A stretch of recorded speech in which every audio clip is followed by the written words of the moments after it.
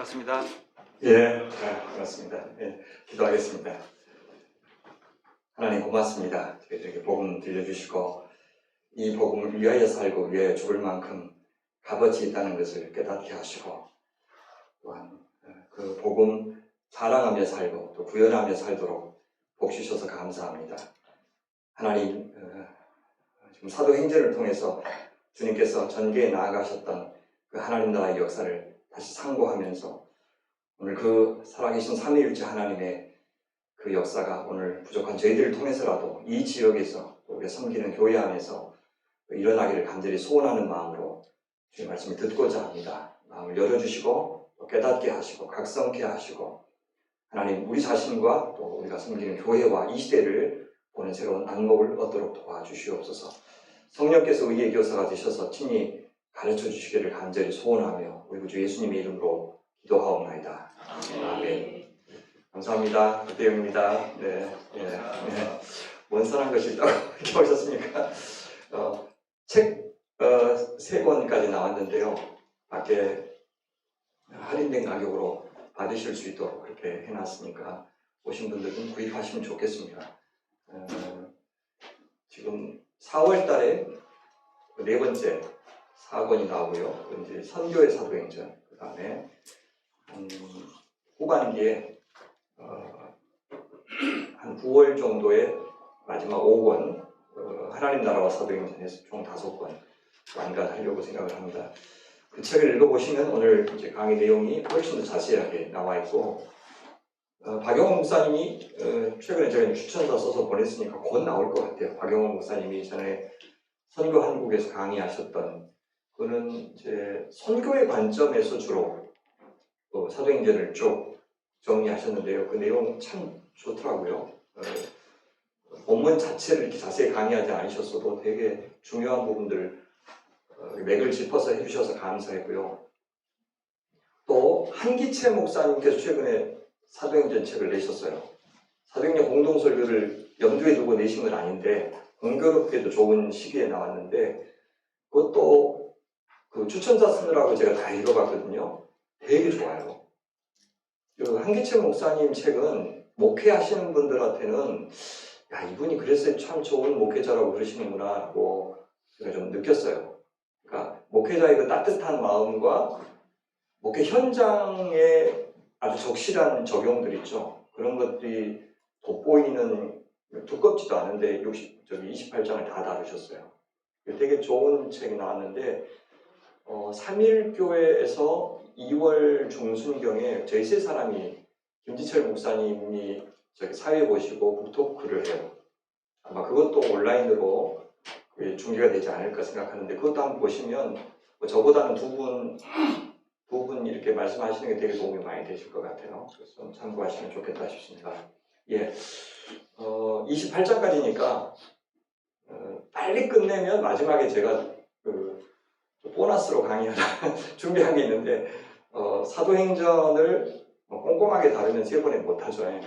그래서 지금 전략을 어떻게 세우면 좋을지 사도행전을 대략적으로 이렇게 훑고 마지막에 보너스 강의를 하는 게 좋은지 아니면 3번까지 다 사도행전으로 하는 게 좋은지 결정 못했습니다. 어떻게 하면 좋죠? 아무리 꼼꼼하게 해도 사도행전 다 보기 힘듭니다. 어쨌든 28장까지 다 가는 걸 목표로 해서 가겠습니다. 우선 대략적으로 좀 개관하고 시작을 할게요. 신약 성경 가운데서 우리 가장 많은 분량을 차지하고 있는 저자가 누가입니다. 그렇죠?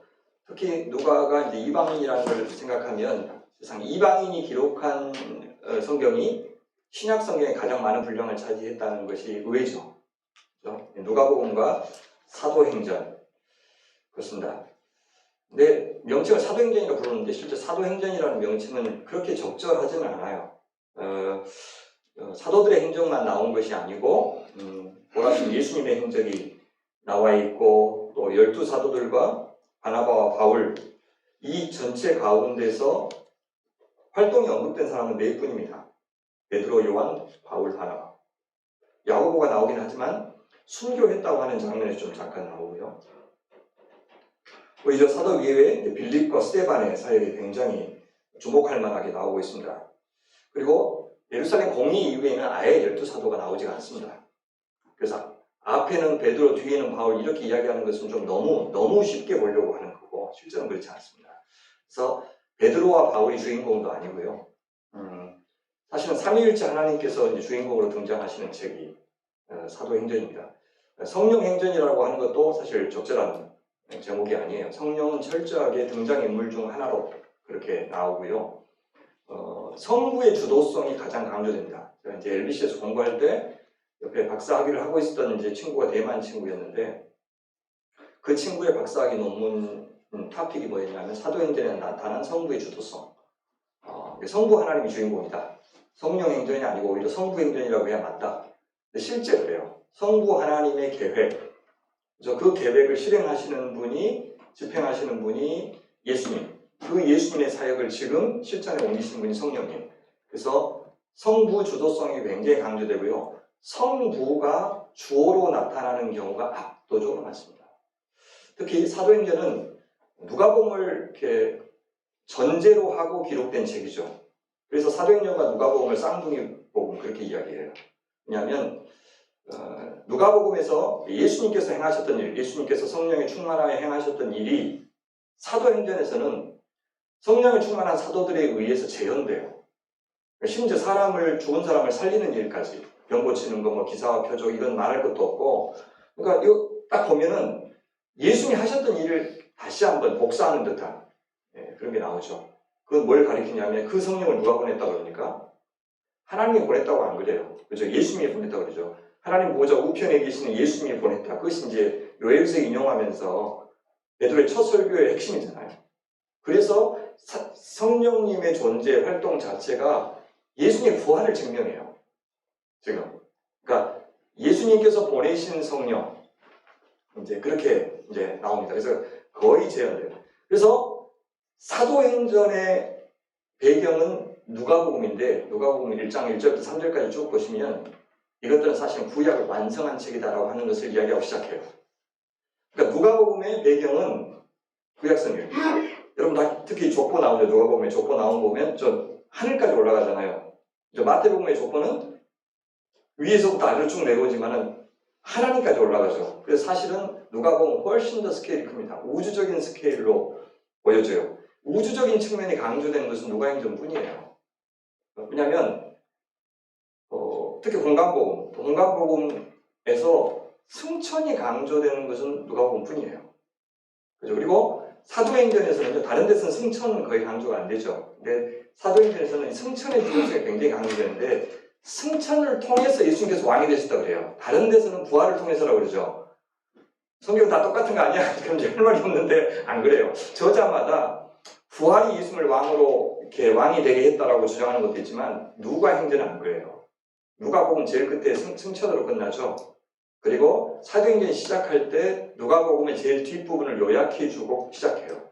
그러면서 승천까지 기록을 하죠. 근데 그 승천을 통해서 예수님이 하나님 보좌 우편에서 왕이 되셨다 그렇게 이야기하고 그 왕이 되신 그분이 성령을 보내셨다 그렇게 이야기해요. 따라서 사도행전의 배경이 구약 성경이라고 한다면 특히 구약에서 굉장히 중요한 게 아브라함 언약입니다. 그 아브라함 언약을 이루신 분이 예수님이고 그 아브라함 언약을 실행하시는 분, 그러니까 땅끝까지 천하만국에 복음이 증거돼서 그들이 복을 받게 하는 역사를 성령께서 사도들과 교회들을 통해서 이루신다라고 해요. 철저하게 성부 주도성이 강조된 책이다라고 말할 수가 있습니다. 사도행전은 여행의 책이라고 우리가 말할 수가 있죠.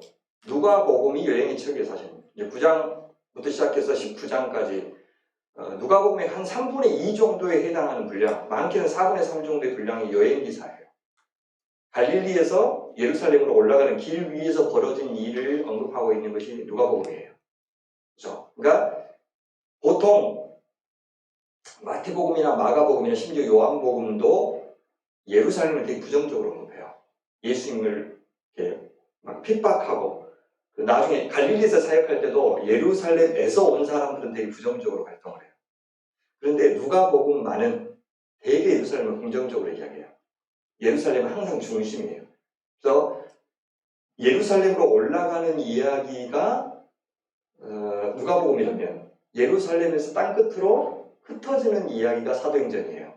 그러니까 누가복음은 원심력적 여행, 그 다음에 사도행전은 구심력적 여행, 그렇게 말할 수가 있어요.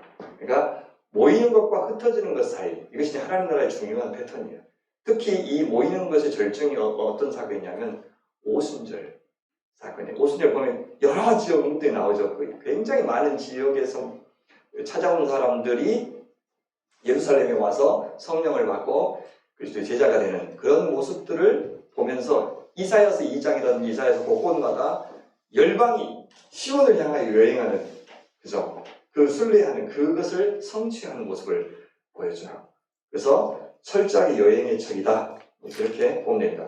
여행의 책이라고 하는 점에서 누가복음과 사도행전이 강조하고 있는 것이 뭐냐면 장벽철폐예요.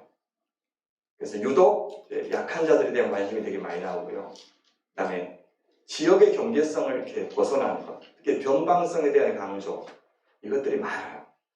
심지어 누가복음 강의해 보신 분 계세요? 누가복음을 강의하면 여기 경상도 지역에서는 되게 불편해하시는 분들 많은데 강남도 불편해하고, 누가복음을 제대로 강의하면 누가복음은 구제가 구원의 방법이라고 이야기해요. 구제와 구원이 아주 밀접하게, 돈과 구원이 밀접하게 관련이 있다고 적나라하게 이야기하는 책이 누가복음이에요. 되게 불편해요. 가진 자들한테는 너무너무 불편한 책이 누가복음이죠. 그게 뭐냐면 약한 자, 주변, 변방, 땅끝 이런 데에 대한 관심이 되게 많고, 그렇게 하려면 어떻게 되냐면 나그네의 정체성, 증인의 정체성, 그 다음에 제사장 나라의 정체성, 혹은 빛의 정체성, 이것이 이스라엘의 정체성이었어요. 이스라엘을 부른 이유가 바로 이 네 가지죠. 그렇게 하려면 뭐냐면 내가 나그네의 정체성을 갖고 있어야 돼요. 근데 나그네 하면 정말 막 한량 같은 그런 이미지를 요즘 떠올릴 건데 그렇죠? 옛날 나그네는 어때요? 다른 지역 가면 누가 나를 받아줄 사람이 있을까? 그죠? 어디 가서 밥 먹을 때가 있을까? 외지인이라고 나를 환영하지 않고 이렇게 폭행을 하면 어쩌나 하면 되게 불안한 사람이죠.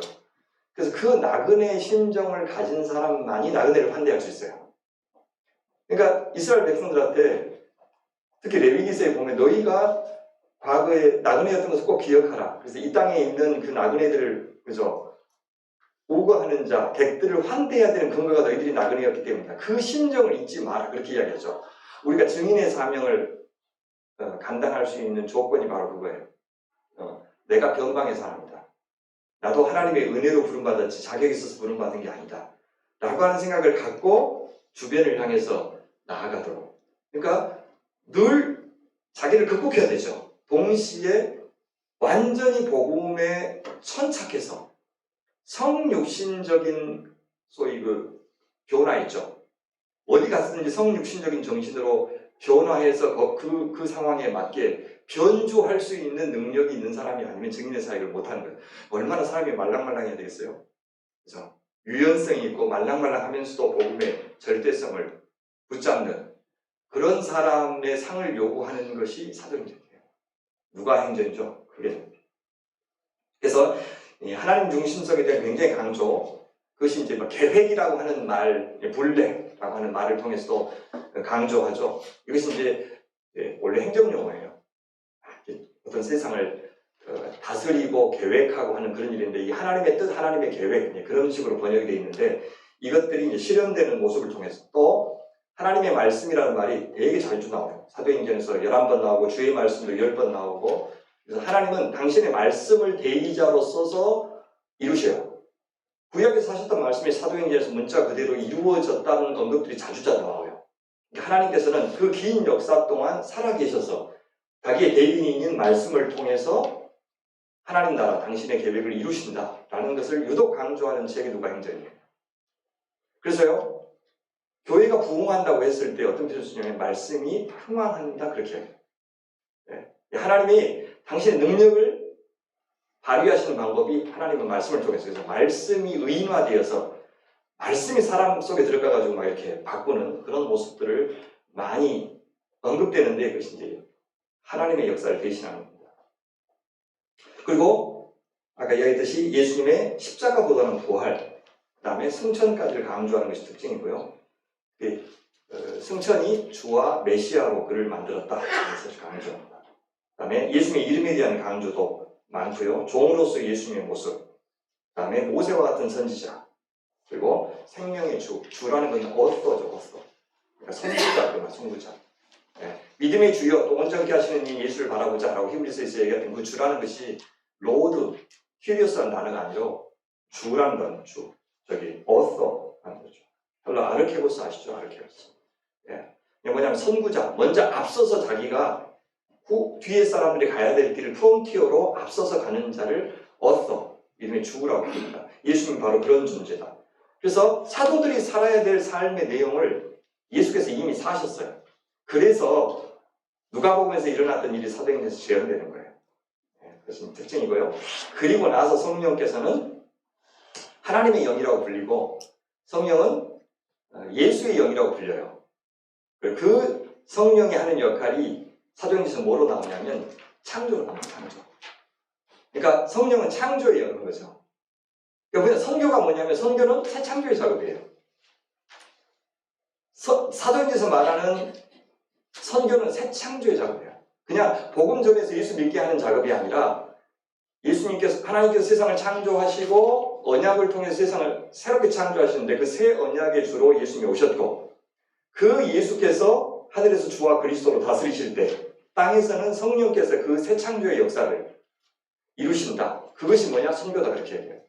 선교하는 것은 단순히 예수 믿고 천국 가는 그런 자격증 얻는 그런 문제가 아니라 바로 아브라함에게 약속하셨던 그 하나님 나라 백성이 되는 복을 누리게 하는 것. 그러니까 사도행전의 중요한 주제가 구원인데요. 이 구원은 원래는 전쟁 용어예요. 로마가 썼던 전쟁 용어가 구원인데 당시에 로마는 두 가지 의미를 썼어요. 첫 번째는 뭐냐면 전쟁터에서 포로로 잡혀가 있는 애들을 이제 구출하는 거 있죠. 건져내는 거, 싸워서 건져내는 거. 이것이 첫 번째. 그 다음에 보호의 개념도 거기에 들어가 있어요. 또 하나는 뭐냐면 그래서 안전하게 자기 공동체로 데려와서 회복시키는 거. 거기까지. 그러니까 구출만이 구원이 아니고 그래서 새언약 공동체 안으로 들어가서 한 공동체의 구성원으로까지 만드는 작업까지를 구원이라는 말을 써요. 그래서 그 구원이 영적인 의미로 쓰인 적이 없어요. 그 구원은 항상 물리적인 의미로 써요. 실제 병에서 건진받은 거라든지 폭풍에서 건진받은 거라든지 혹은 귀신이 쫓겨나간다든지 그런 일이 벌어졌는데 쓰는 단어는 뭐냐면 구원이에요. 그래서 구원은 그냥 예수 믿었습니다. 천국 가는 자격 얻었습니다. 영적으로 구원은 그런 뜻으로 쓰는 게 아니라 아주 실제적으로 이 세상을 지배하고 있는 어둠의 세력, 사탄의 세력, 그 사탄의 세력이 물리적인 자연 현상을 통해서든지 병을 통해서든지 혹은 귀신을 통해서든지 역사하고 있는 거기서 건진받는 거죠. 그죠? 그리고 사회적인 불이라든지 억압이라든지 왜냐하면 사도 바울이 거기에 정치 지도자들 혹은 종교 권력자들의 괴계로부터 하나님께서 미리 알려주셔서 벗어나는 것을 구원이라고 해요. 또. 그러니까 실제로 사람들이 경제적인 억압, 사회적인 억압, 무슨 불평등, 차별 이런 것으로부터 건진받는 것도 구원이라고 해요. 그래서 어떻게 해요? 전혀 새로운 질서가 작동되는 하나님 나라로 들어와서 전혀 다른 경제 제도가 작동되는 공공선, 공동선, 상호부족, 그죠? 유무상통, 그 다음에 가난한 자 하나도 없었다라고 하는 신명기의 그 이상이 성취되는 모습까지 전혀 다른 경제의 원리가 작동되는 그런 구조. 그 다음에 차별이 만연하잖아요. 여기 계급이 당연시 여기고 특히 이제 유대인 중심으로 보자면 점점 유대인에서 반유대인으로 사마리아죠. 그 다음에 이제 안디옥 교회 가면은 유대인과 이방인이 섞인 거. 그 다음에 이제 경건한 사람들, 하나님을 경외하는 사람들, 이방인이면서 개종은 했지만 아직 할례를 받지 않는 사람을 가리켜요. 그러니까 개종자지만은 할례를 안 받은 사람들이 이방인의 때까지밖에 못 가잖아요. 그런 사람들이 대표적으로 이리오피아의 네시 이런 사람들. 나중에 이제 고넬료 사건은 완전 이방인까지.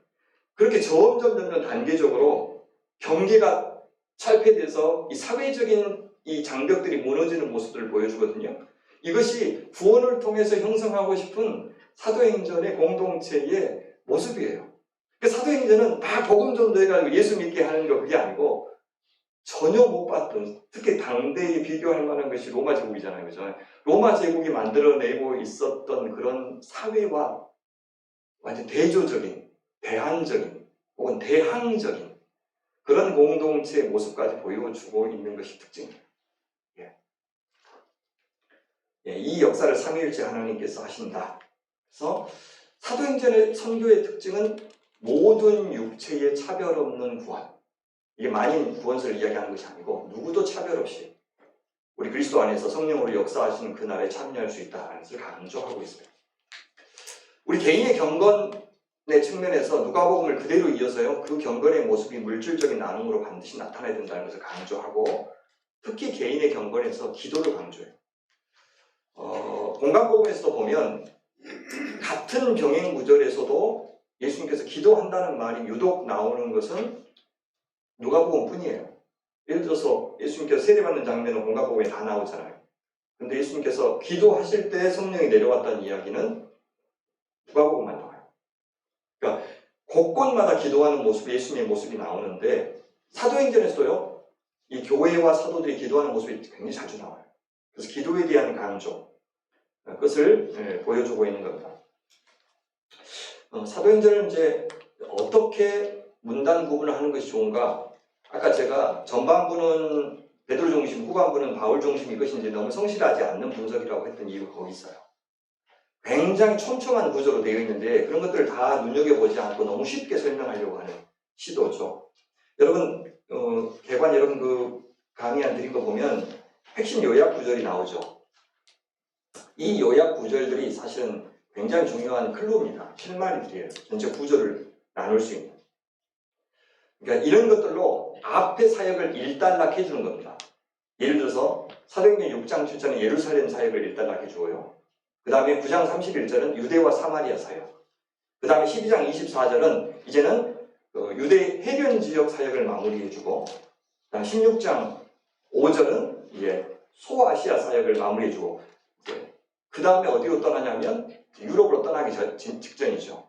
그래서 저기 무엇이냐 그 시기냐 그 시기 사람들이 부르잖아요. 환상 속에 마케도니아, 그죠? 미안합니다. 마케도니아 사람들이 나타나서 이제 부르면 이제 다른 유럽 지역으로 넘어가는, 그죠? 그 직전에 요약을 해주고 끝나는 거예요. 아, 이제 소아시아 사역은 끝났다라고. 근데 진짜 가고 싶은 곳은 못 갔죠. 진짜 에베소 가고 싶었어요. 왜냐면 에베소가 당시에 로마 제국의 3대 도시 가운데 하나였고 아시아의 수도였잖아요. 근데 거기는 반드시 가고 싶었는데 하나님은 굳이 거기를 못 가게 하셔요. 나중에 2차 전도 여행 끝 무렵에 잠깐 들리는데 너무 메시지가 파워풀하니까 사람들이 좀 남아있어 달라고 그랬는데, 하나님의 뜻이면 다시 돌아올 겁니다 하고 일단 쿨하게. 옛날에 거기만 가려고 막 그랬는데 이제는 다시 3차 여행할 때는 에베소로 먼저 오죠. 그죠? 바로 에베소로 와가지고 에베소에서 길게 한 3년 길게 사역했던 것을 우리가 알고 있죠. 그죠? 두란노라고 하는 소원이라고 된 소원이 아니고 두란노 공방에서 활동했던 모습을 보인다. 그래서 16장 5절은 바로 그 소아시아 사역을 마무리하고, 19장 20절은 뭐냐면 이제 사실상 선교 여행을 마무리하는 겁니다. 다 끝내고 20장부터는 예루살렘에 올라가죠.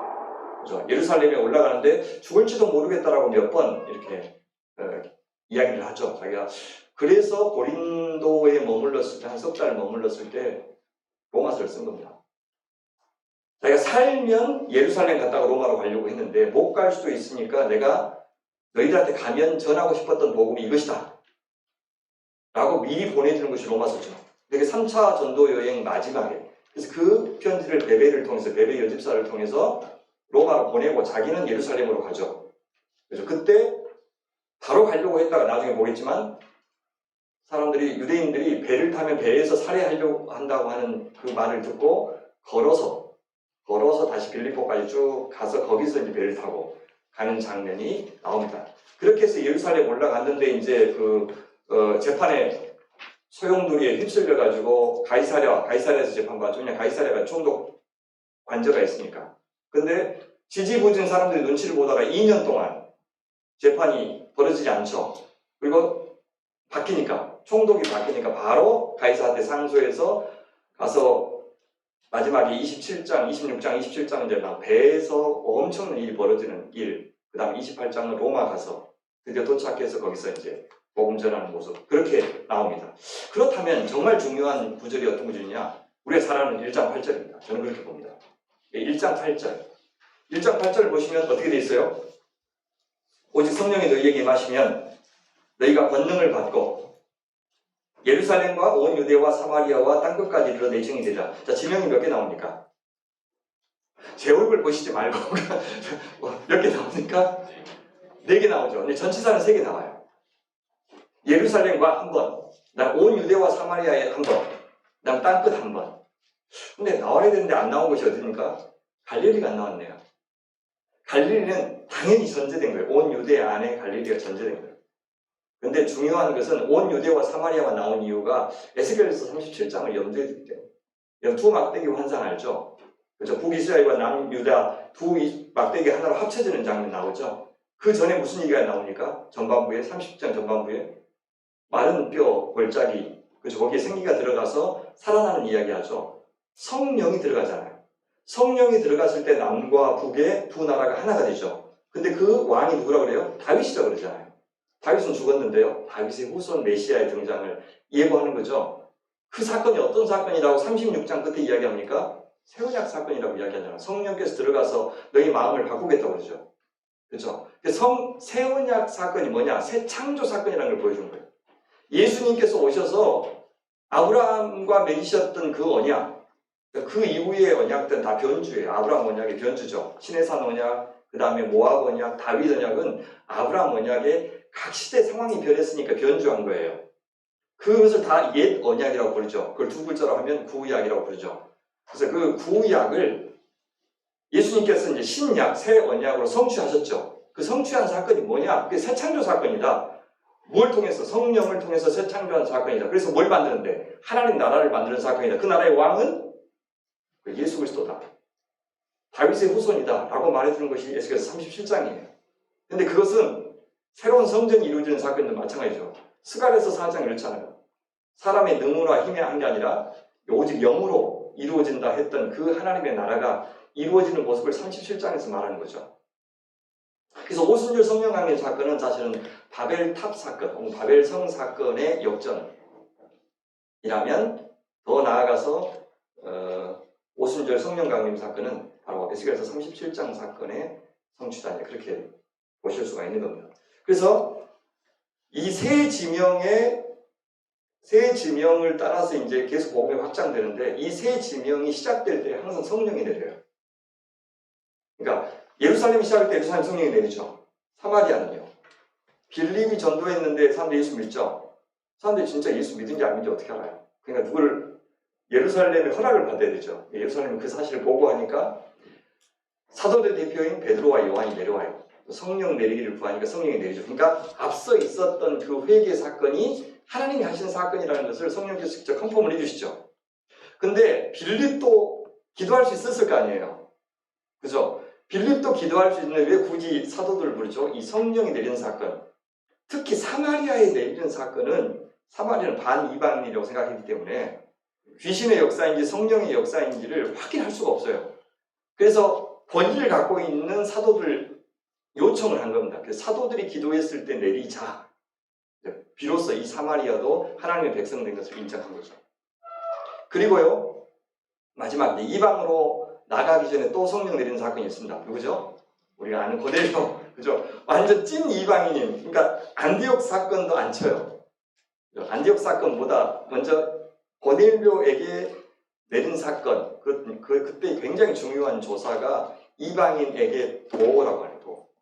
성령이 내린 게 특이한 게 아니라 이방인에게 더 우리와 같이 이렇게 되죠. 그때 성령이 내린 것이 너무너무 그 사람들한테는 충격적이었던 거죠. 심지어 베드로까지도 놀랄 정도로 그랬던 거죠. 그래서 그 사건이 이제 컨펌된 사건이 15장에 나오는 예루살렘 공예 사건이죠. 그리고 한 지역에서 다른 지역으로 넘어갈 때 하나님께서 사용하시는 방법이 고난이에요. 박해. 그래서 스데반 사건으로 박해가 일어나자 드디어 예루살렘에 있었던 사람들이 유대와 사마리아로 흩어지게 되죠. 물론 사도도 남아 있었지만. 그리고 유대와 사마리아 사건에서 이제 땅끝으로 나아가는 작업이 13장에서 성령께서 두 사람을 따로 세우라 그래가지고 바나바와 바울이 파송받는 장면이 나오죠. 그러니까 앞서 박해했던 그 사울이 나중에는 박해를 받으면서 이제 하나님 앞에 부름받아가지고 땅끝으로 나아가는 이 핍박이라고 하는 이 모티브가 사용되고요. 각 지역이 끝날 때마다 아까 이야기했던 그 마무리 구절로 끝나는. 그래서 땅끝의 마지막 마무리 구절이 어디냐면 28장 마지막에. 그죠? 하나님 나라 복음을 담대하게 거침없이 전했다. 로마에서 가택연금 상태였는데 그래서 열린 결말로 끝나는 걸 볼 수가 있죠. 1장 시작할 때 하나님 나라가 임할 때가 이때입니까? 라고 하나님 나라에 대한 질문으로 시작했죠. 끝날 때도 하나님 나라에 대한 이야기로 다 끝나는. 그죠? 그래서 성부가 주도해서 하나님 나라의 역사를 이루는 것이 바로 선교다. 그래서 선교는요, 그냥 복음 전도하거나 혹은 선교사님들 가서 수고하시거나 혹은 선교금을 선교 후원을 하거나 단기 선교할 때만 선교가 아니고 교회가 하는 모든 일들은 다 선교고 그것은 새 창조의 역사에 참여하는 것이고 그렇게 보니까 그래서 모든 교회는 미셔널 처치인 거예요. 그러니까 수식어가 붙었다는 것은 이미 그 자체가 타락했다는 뜻이잖아요. 교회는 원래 미셔널 처치인데 미셔널이라고 하는 말을 앞에 붙인 것 자체가 이미 교회가 선교를 안 하고 있다는 뜻이에요. 선교사를 보내고 있지만 교회의 존재 자체가 세상으로 하여금 우리가 믿는 하나님이 누군지 우리가 소망하는 것이 무엇인지 또 하나님 나라는 어떤 방식으로 관계를 맺고 작동하는지를 보여주는 모델이 되어야 되는데 교회가 그 역할을 못하고 있었던 거죠. 그래서 모든 교회는 선교적 교회다. 그 선교한다는 것은 결국 새창조 작업에 참여하는 일이다 라고 말해주는 것이 그렇습니다. 사도행전의 메시지입니다. 그래서 1차, 2차, 3차 이렇게 나누는데 그거는 임의로 나누는 겁니다. 우리가 굳이 나누기지만 성경은 그렇게 나누고 있지 않다는 거, 지역적으로 이렇게 하고 있는 거지. 사도 바울이 1차 전도여행, 2차 전도여행, 3차 전도여행 이렇게 나누는 게 참 애매합니다. 근데 나눌 때 뭘 기준으로 나누냐면 예루살렘에 돌아와서 보고하면 1차, 다시 돌아와서 보고하면 2차. 그러니까 안디옥으로 돌아가는 것이 1차가 아니고 예루살렘. 이게 중요해요. 그래서 이 예루살렘 중심성이 포기가 안 돼요. 끝까지 예루살렘은 어머니 교회로서 그 역할을 감당하죠. 그래서 1장에서 12사도가 꼭 보선되는 이유가 바로 거기에 있어요. 사도행전은 특히 이 성전이 건물로서의 성전이 이제는 철저하게 부정적으로 묘사되고요. 그 성전을 대체하는 것이 가정교인 것으로 나타나요. 그러니까 성전이 집이라고 하는 것으로 바뀌는 것이 아주 두드러집니다. 그걸로 이제 셰필드에서 박사하신 분이 꼭 모셔서 들어보십시오. 그 대구의 정용성 박사. 그분이 그 논문이에요. 성전 중심에서 집 중심으로 바뀌었다라고 하는 거. 저같이 광주에서 너무 멀리 부르지 마시고 가까운데 좋은 거 있는데 왜 저 같은 사람을 이렇게 재밌었습니다. 보는 거. 감사합니다. 여기까지가 제가 개관이고요. 지금 제가 드린 것은 핵심 구절로 본 개관. 보시면 성경은 모든 구절이 다 중요한 게 아니고 소위 저는 경락 구절 그렇게 부르는데요. 몸에 경락이 있듯이 사도행전에도 경락이 있어요. 이 중요한 구절들을 중심으로 보면 사도행전 전체가 어떻게 흘러가는지 짐작하실 수 있을 것 같아서 제가 드렸고요. 1장부터 좀 이제 살필까요? 들어갈까요? 제가 봅시다.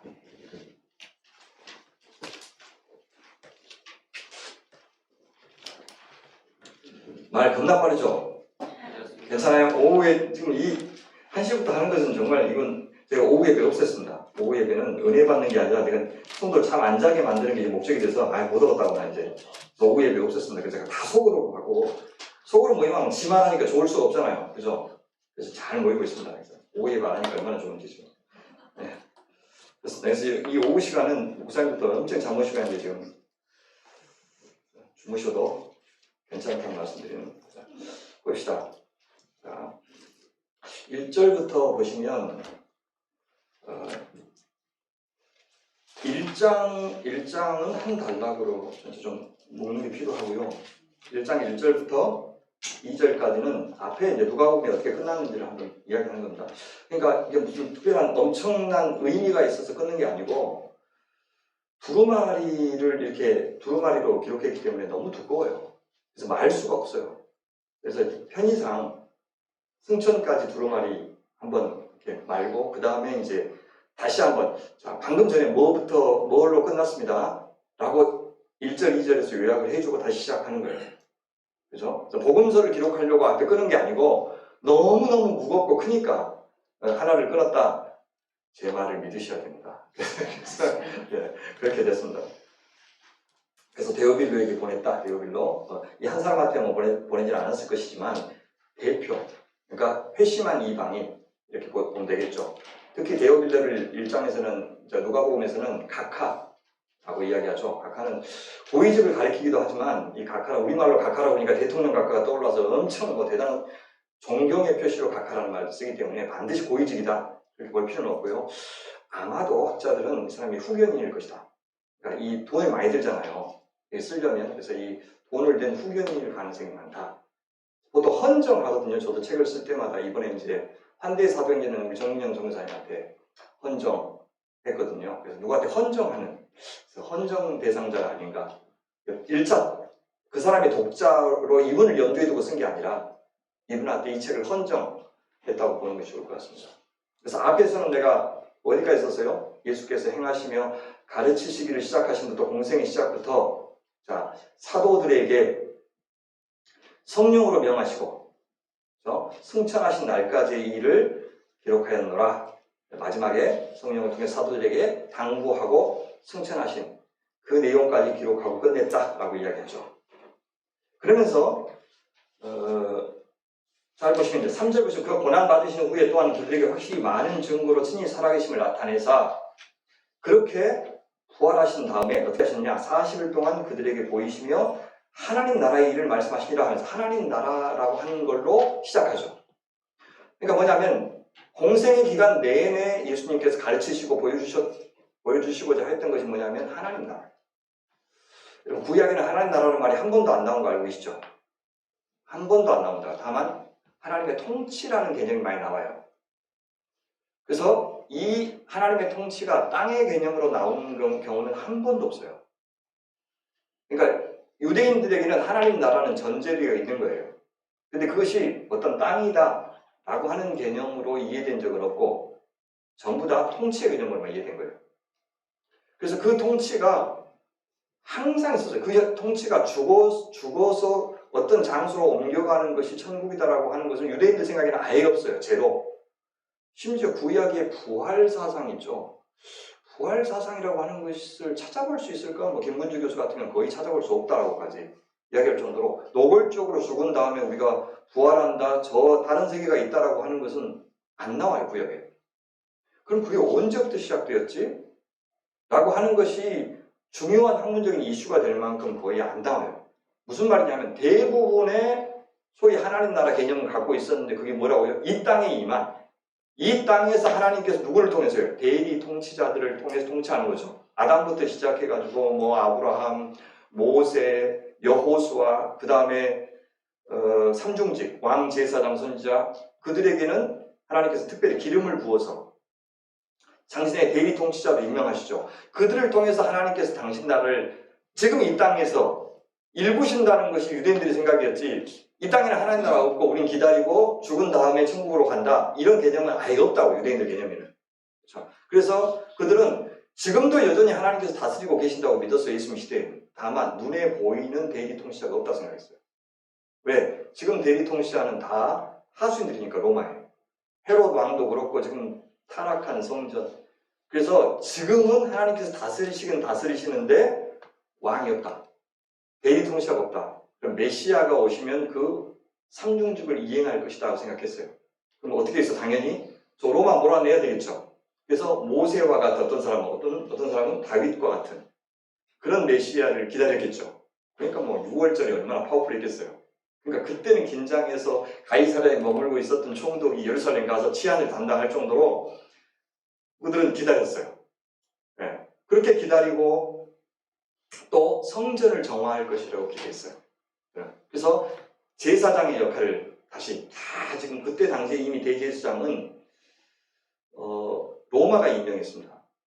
사독의 후예들은 이미 끊겼고 사독의 후예들만 대제사장이 될 수 있었는데 그러면 끊겼고 로마에게 뇌물을 준 그 사람이 이제는 대제사장을 하고 있는 그 시대였죠. 그래서 자기 장인 누굽니까? 가야바, 그죠? 가야바 당시 대제사장 한 명인데 두 명이 언급되죠. 백성들은 장인인 가야바를 여전히 존경하고 있었어요. 근데 그 사위가 로마한테 잘 보여가지고 장인을 몰아내고 자기가 지금 대제사장 하고 있는 상황이에요. 그러니까 엄청 이제 경시했죠. 그래서 메시아가 오시면 저 두 사람들 다 헤롯 가문, 뭐 총독, 로마 다 몰아내고 여기에 다윗의 왕국을 다시 한번 재현할 것이다. 이런 기대가 있었어요. 그런 기대를 가지고 기다리고 있었던 것이 그들의 하나님 나라 개념이었습니다. 근데 예수님께서는 오셔서 내가 하나님 나라를 가져왔다. 그게 복음이라는 소식이에요. 복음의 다른 말은 하나님 나라 소식이에요. 하나님이 통치하신다, 다스리신다라는 소식이 복음이에요. 그래서 그 복음을 전했는데 이제 못 깨달았죠. 예수님의 십자가. 그래서 십자가와 부활과 승천이 하나님 나라를 이룬 일에 어떤 의미가 있는지를 쭉 이제 설명하신 거죠. 그래서 40일 동안 그들에게 보이시며, 이 보이시며라고 하는 말은 계속 거주하셨다는 말이 아니에요. 같이 계속 40일 동안 내내 먹고 자고 하면서 한 것이 아니라 나타나셨다라고 하는 말은 하루에 몇 시간 소개했는지 잘 모르겠어요. 근데 늘 갇힌 게 아니라 만나고 헤어지고 했겠죠. 40일 동안 그렇게 그들에게 보이시며 하나님 나라 일을 말씀하셨다. 사도들과 함께 모이사, 이 모였다는 말이 같이 떡을 뗀다 그 말이에요. 그래서 모여서 떡을 떼시면서 그들에게 뭐라고 그러냐면 예루살렘을 떠나지 말고 내게서 들은 바 아버지께서 약속하신 것을 기다리라. 그 약속하신 것이 나에게 성령이라고 이야기하죠. 그들이 일하기 전에 기다림의 시간이 필요했다라고 얘기하죠. 그 시간은 하나님의 말씀이 숙성되는 시간이에요. 그러니까 예수께서 말씀하셨던 복음이 자기화되는 시간이에요. 저는 우리 신학교 졸업하고 바로 목회로 가는 거 신학교 3년이 좀 부족하다고 생각해요. 3년 동안 너무 많은 과목을 배우는데 자기화되는 과정이 충분히 없이 현장에 가니까 정작 알아야 될 성경은 잘 모르고 가장 중요한 설교 훈련은 잘 못 배우고 또 목양에 대한 것도 충분히 이해하지 못한 채 가니까 거의 목회는 자기가 속한 교회에서 배우는 것 같아요. 그래서 어떤 목회자와 만나는지가 너무 많이 결정이 돼요. 정말 배워야 될 것 배우기보다도 그렇습니다. 기다리라고 했던 것 같고요. 그래서 요한은 물로 세례를 베풀었으나 너희는 몇 날이 못 돼서 성령으로 세례를 받으리라. 그래서 이 요한 이야기를 하냐면 요한으로부터 요한까지가 사실은 구약입니다. 그리고 신약을 이런 경첩 역할을 하는 사람이 요한이에요. 그래서 그 요한의 물 세례는 나중에 올 바로 이 성령 세례를 염두에 둔 세례죠. 자, 그렇게 5절까지 이야기하고 난 다음에 그들이 모였을 때에 예수께 여쭈는데 뭘 여쭈냐면 주께서 이스라엘 나라를 회복하시면 이때이니까 당연하죠. 이 질문이 너무나도 당연한 이유가 뭐냐면 성령과 메시아의 도래는 반드시 연결되어 있어요. 그러니까 성령이 오신다고 하니까 그러면 그 성령이 오시는 사건이면 메시아가 오신다는 말입니까? 하나님 나라도 임한다는 말입니까? 라고 바로 적용이 되는 거예요. 그래서 성령과 하나님 나라의 임재는 밀접하게 걸려있으니까 너 쓸데없는 질문 던졌다 그렇게 이야기하시는 게 아니라 그거는 인정하시고 뭐라고 그러냐면 이때이니까 하면서 때를 놓는 거예요. 그러면 성령이 오신다고 그랬는데 기다리라고 그랬는데 그 오시는 때가 오순이라고 말해줬으면 좋을 건데 그때 말 안 해주죠. 얼마를 기다려야 될지 모르지만 나중에 보면 10일 기다리잖아요. 10일. 그죠? 하지만 그때까지 그러면 그때가 성령이 오시는 그때가 하나님 나라가 임하는 때입니까? 라고 이야기해요. 물어보는 거예요. 그럼 그 나라가 임했을 때 어떤 일이 벌어질 거라고 생각하고요? 그 성령을 통해서 이제 진짜 자기들이 기대했던 그죠? 이 팔레스틴 중심의 하나님의 나라, 유대인 중심의 하나님 나라 그것이 이루어질 날이 바로 그때입니까? 라고 기대했던 거예요. 그래서 예수께서 뭐라고 하시냐면 때와 시기는 아버지께서 자기의 권한에 주셨으니 너희가 알 바 아니오. 이것이 뭐냐, 이미와 아직 사이의 긴장이라는 개념이 아직 없었던 거예요, 이 사람들한테. 그래서 이 사람들은 성령께서 임하시면 바로 그때가 하나님 나라가 이루어지는 때, 자기들이 기대했던 그 나라가 이루어지는 때라고 생각했던 거죠. 8절, 바로 임하는 것이 아니고 네가 해야 될 일이 있다. 오직 성령이 너희에게 임하시면 네가 권능을 받을 것이다. 그리고 예루살렘과 유대와 사마리아와 땅끝까지 이르러서 내 증인이 되어야 할 것이다 라고 이야기해요. 되리라, 되어라 라고 이야기하는 것이 아니고 뭐라고 그래요? 되리라 그렇게 얘기하죠. 주도권이 누구한테 있다는 거예요? 하나님께 있다는 거예요. 너희가 반드시 그렇게 되어라 라고 명령하시는 게 아니고 될 것이다. 내가 반드시 그렇게 만들 것이다 라고 하나님 당신의 계획을 이야기해요. 그래서 프로그래매틱 스테이트먼트 그렇게 불러요. 프로그램적 선언, 그렇게 부릅니다. 그러니까 이 앞으로 사도행전 전체가 어떻게 전개될 것인지 큰 청사진을 제시하는 프로그램을 제시하고, 이것이 하나님 나라의 청사진이에요. 근데 이 말이 사실은 우리가 이미 다른 데서 본 적이 있어요. 너무 많이 인용을 하는데 이 말의 변주라고 보시면 됩니다. 마태복음 28장 우리가 19절부터 보시면 대비임 명령이라고 하시는 게 그거예요. 그러고 너희는 가서 뭐래요? 모든 민족을 제자로 삼고 그렇게 해야 하잖아요. 이 모든 민족이 바로 예루살렘과 유대와 사마리아와 땅끝을 이야기해요. 모든 민족을, 이게 이제 아브라함 언약, 천하 만국을 너를 통해서 복을 준다 라고 했던 그 언약을 이루시다 그 말이에요. 그래서 모든 민족을 제자로 삼아 아버지와 아들과 성령의 이름으로 세례를 베풀고 내가 너희에게 분부한 모든 것을 가르쳐 지키게 하라. 여기는 명령이 되어 있죠. 볼지어다. 어떻게 하면 그게 가능해요? 내가 세상 끝날까지 너희와 항상 함께 있을 것이니까 가능해 라고 이야기하죠. 근데 사도행전에서 그걸 어떻게 표현해요? 예수님께서 내가 함께 하겠다고 했으면서 자기는 올라가 버리시죠. 너희들이 이것이 가능한 이유는 내가 땅끝까지 이르러, 내가 너희와 항상 함께 있을 것이니까 가능할 건데, 그게 어떻게 해서 가능하다고 사도행전에서 이야기 드는 거예요? 성령이 너희에게 임하셔서 권능을 주니까 가능해지는 거라고 표현을 바꾸는 거예요. 마태복음은 이 세 번에 걸쳐서 임마누엘이 나와요. 예수님이 태어났을 때 하나님이 우리와 함께 하신다는 그 말씀을 이루시는 사건이다라고 나오죠. 끝날 때 어떻게 끝나요? 임마누엘의 약속으로 끝나잖아요. 가운데요. 두세 사람이 내 이름으로 모인 곳에 나도 거기에 함께 하겠다라고 하는 말로 중간에 있죠. 18장에. 그러니까 마태복음은 임마누엘로 시작해서 임마누엘로 진행하고 교회를 통해서 그 다음에 마지막 임마누엘로 끝나는 책이죠. 그게 마태복음이에요. 근데 그 임마누엘의 약속이 결국 성전의 약속이에요. 내가 너희를 성전 삼아서 계속 거하겠다. 그것이 요한복음 1장 14절에서 말씀이 육신이 되어 너희 가운데 거하시매 라고 하는 말로 표현해요. 근데 그 거하시는 방식을 어떻게 이야기하냐면 보혜사 성령을 보낸다. 근데 그 보혜사 성령을 뭐라고 그러냐면 또 다른 보혜사라고 해요. 이 또 다른이라고 하는 말이 헬라어로는 두 가지예요. 그러면 같은 종류의 또 다른과 다른 종류의 또 다른. 알로스하고 헤테로스예요. 헤테로스는 다른 종류, 여기는 뭐냐 알로스예요. 그러니까 같은 종류의 또 다른 보혜사란 말은 나도 보혜사라는 거예요. 예수께서도 보혜사인데 파라클레토스인데 파라클레오는 파라, 그죠? 옆에. 그다음에 클레오 뭐예요? 말하다 그 말이에요. 그죠? 부르다. 옆에서 부르다 그 말이죠. 옆에 가까이 붙어서 인도해 주는 것을 파라클레토스라고 그러죠.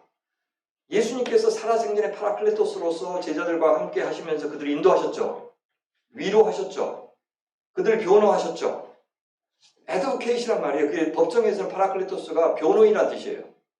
예수께서 그 역할을 하셨는데 이제는 또 다른 같은 종류의 또 다른 보혜사가 와서 그 말이에요. 이만희 씨가 지금 제가 보혜사라고 그러죠. 그 사람 아마 헬라어를 모를걸요. 그래서 진짜 보혜사면 안 돌아가셔야 돼요. 그분이 그죠? 예수님같이 영원히 살아야 되는데 지금 우리 교회도 지금 신천지에 있다가 남편만 빠져나와서 한 2년 우리 교회 다니다가 최근에 등록한 분이 계세요. 자기 부인은 계속 다녀요. 근데 안 죽는다고 믿는데요. 부인은. 그래서 이만희 곧 돌아가실 것 같으니까 그때 되면 부인도 나올 겁니다. 그래서 대단하죠. 나온 거예요. 뭔 얘기 하다가 그래서 또 다른 거예요. 이게 뭐냐면 보혜사라고 하는 것은 결국 성전 사상을 보여주는 거예요. 결국 이 사도행전에서요. 이 성령 이야기가 먼저 나오는 것은 성령을 통해서 하나님 나라가 새창조되고 성전 약속이 이루어지고 그것을 같이 보여주려고 하는 의도가 있는 것입니다. 다시 볼까요? 6장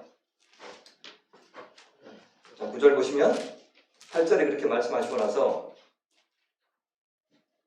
이 말씀 하시고 이제 올라가셔요. 올라가시니 구름이 그를 가리어 보이지 않게 하더라 하면서 성전 이야기 하시는데 되게 다른 그 중간기 문헌들을 보면 유대 문헌들에서는 성천이 굉장히 화려합니다.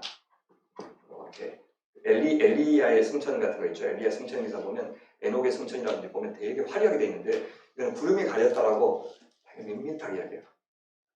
성천 자체보다 여기서 더 강조하고 싶은 게 뭐냐면 앞에 누가복음의 성천에서 구름을 타고라고 하는 말이 나와요.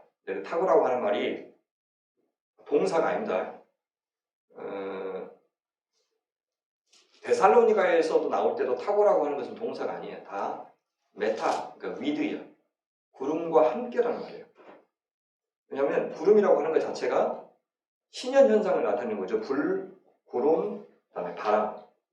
이것들이 신현 현상을 나타내는 것이기 때문에 구름과 함께라고 하는 것은 두 가지 의미가 있어요. 하나는 그 신적인 권능을 보여주는 의미와 함께 신적인 권능으로부터 자기 백성들을 보호하는 기능이 있어요. 그러니까 직접 보면 어떻게 돼요? 하나님의 영광 앞에 우리 인간이 감당할 수가 없죠. 그 영광을. 그래서 하나님께서 자기를 가려주시는 그런 의도가 있는 것이 바로 구름입니다.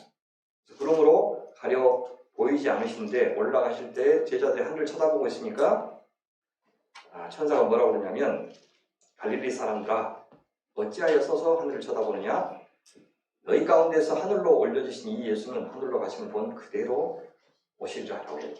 흥미로운 것이 갈릴리 사람들아라고 부르고 있죠. 이게 뭐냐면 땅끝까지 이르러 복음을 전하는데 놀랍게 누구를 쓰시냐면 갈릴리 사람들 쓰세요. 변방의 사람들 쓰신다는 것을 이야기하는 거예요. 그러니까 예루살렘을 중심으로 해서 사역이 진행되지만 실제 사용하는 사람들은 굉장히 변방의 사람들을 써서 이것이 이제 로마가 갖고 있었던 로마 중심성을 해체시키는 중요한 언급입니다.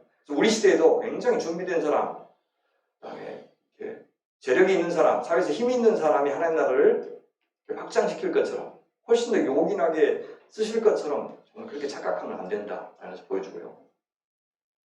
하늘을 쳐다보느냐라고 하는 것은 이제는 우리의 일상 속에서 벌어지는 하나님 나라를 강조하는 것 그런 의미가 있겠습니다. 보시면 좀 자세히 나와 있고요. 그 다음에 가겠습니다. 1장 12절부터 1장 끝까지는 뭐냐면 2장의 오순절 성령 강의 있기 전까지 기다리는 시간이 한 10일 정도 돼요. 왜냐하면 여러분 6월절 때 돌아가시고 6월절 다음 1월 15일이 무교절이 시작됩니다. 그죠? 무교절 첫날하고 22일 마지막 날은 안식일로 지켜요.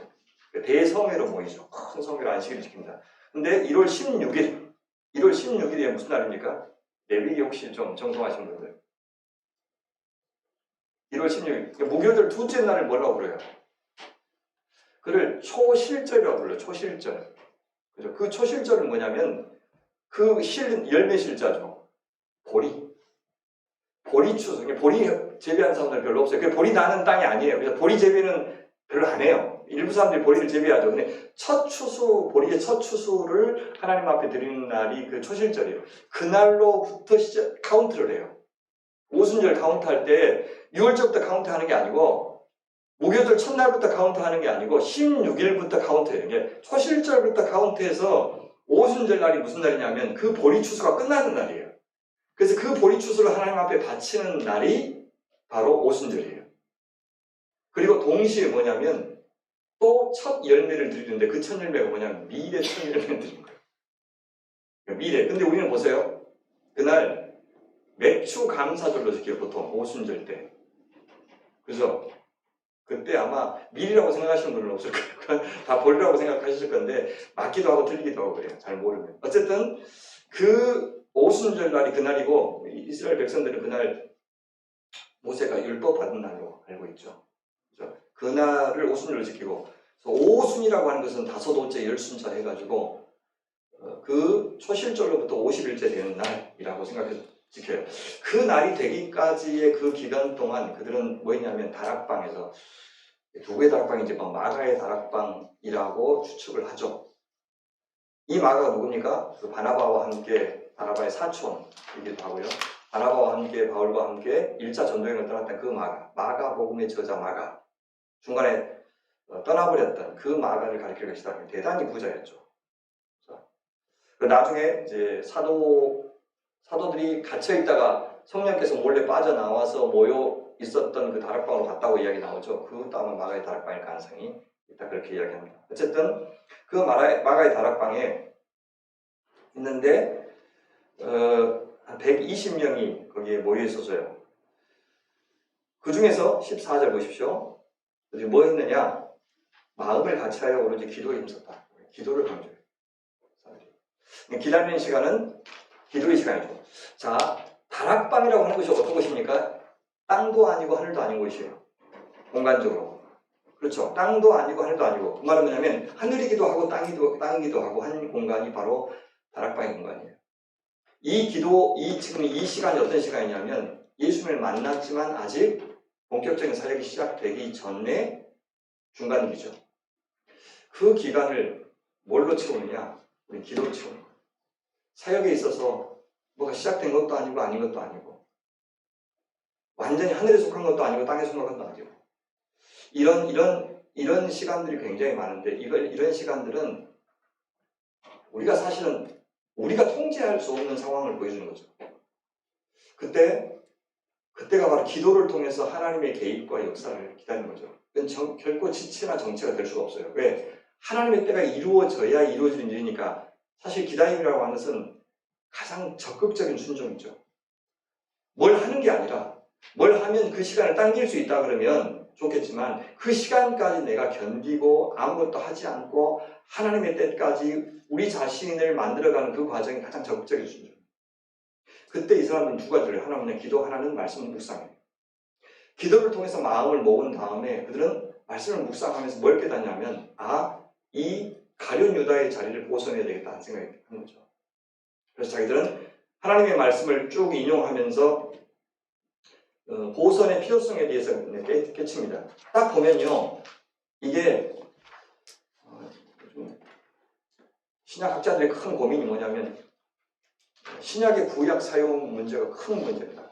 어떤 원칙으로 사용했는지를 정하기 어려워요. 우리가 보면 너무 문자적이죠. 그렇죠?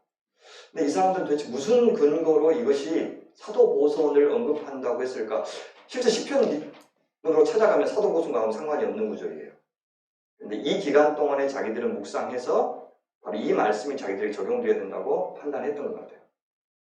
그래서 사도보선을 하는데 특이한 것이 뭐냐면 그 이후에도 예를 들어서 야고보가 족보난 다음에 야고보가 그 요한의 형제죠.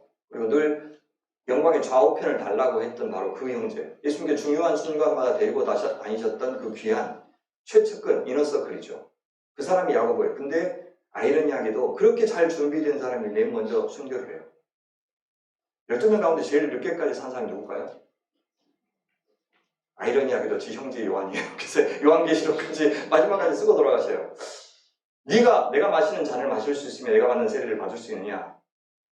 너는 나처럼 죽을 수 있느냐? 이렇게 물어봤을 때 이 사람들이 어떻게 대답했어요? 할 수 있습니다라고 대답했죠. 근데 두 사람이 대답했다고 복수로 나와요. 제 생각에는 간발의 차로 야고보가 빨리 대답한 것 같아요. 네, 그래서 그럼 네가 먼저 죽어. 요한이 제일 농담입니다. 하여튼 안 죽으시길 감사합니다. 예. 어쨌든 그때는 사도보선을 안 해요. 그쵸? 사도보선을 사도들이 죽을 때마다 하는 게 아니고 이번이 처음이고 마지막이에요. 그렇다면 가룟 유다는 아예 사도로 안 친 거예요.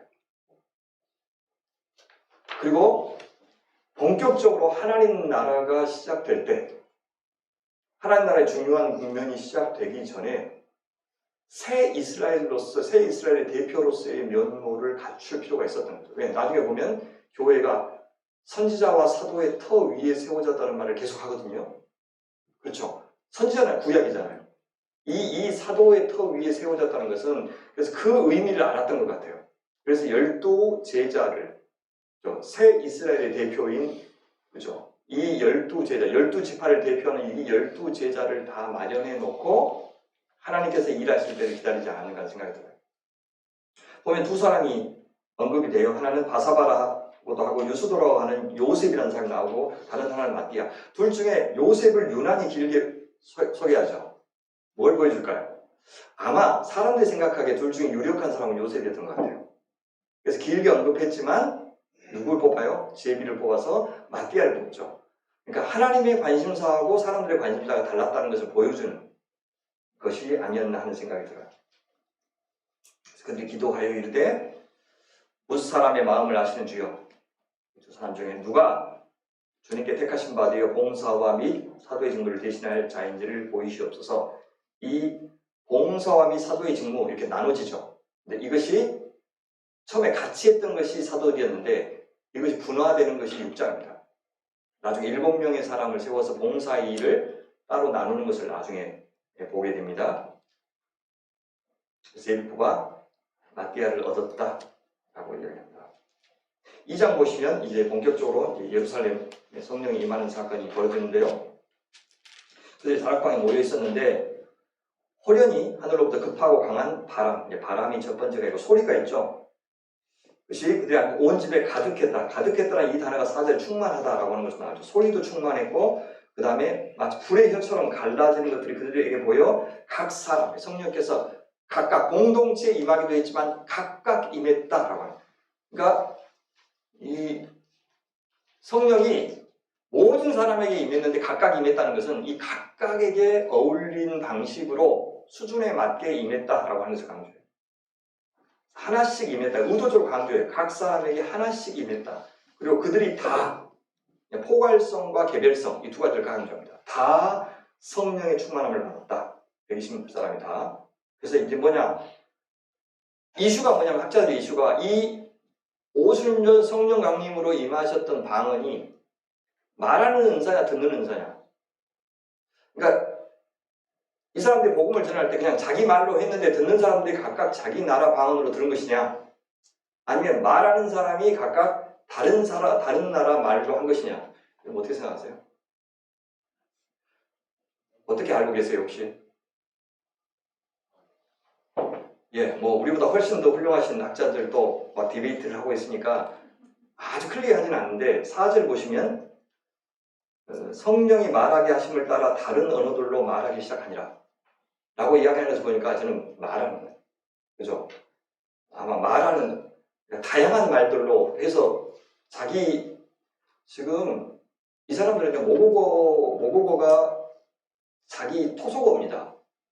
예루살렘 순례는 왔지만 아람어를 거의 몰라요. 이제 히브리어는 있는 사어가 됐고, 그러니까 히브리어는 글자만 남아있고 당시 그러니까 아람어를 쓰고 있었죠. 다른 나라에서 온 사람들은 물론 헬라어라고 하는 헬레니즘 문화를 알렉산더 대왕이 만들어놨기 때문에 헬라어라고 하는 공통 언어가 있었지만 그건 제3의 언어예요. 제1의 언어는 자기 모국어가 있고 제2의 언어는 아람어고 제3의 언어가 공통으로 헬라어죠. 자기 언어로 쓰고 있다가 아람어 쓰는 곳에 가면 못 알아듣죠 사실. 그래서 오기는 했지만 이 성전 예배를 충분히 만끽할 수 없는 상황에 있는 사람들이에요. 제사장들이 막 무슨 이야기를 하고 가르쳐도 사실은 나 참석했다. 평생 한 번은 소원인데 6월절에 와가지고 오순절까지 머물거든요. 그냥 평생에 딱 한 번이니까 이 사람들 50일 동안 그 주변에서 머물러서 살아요.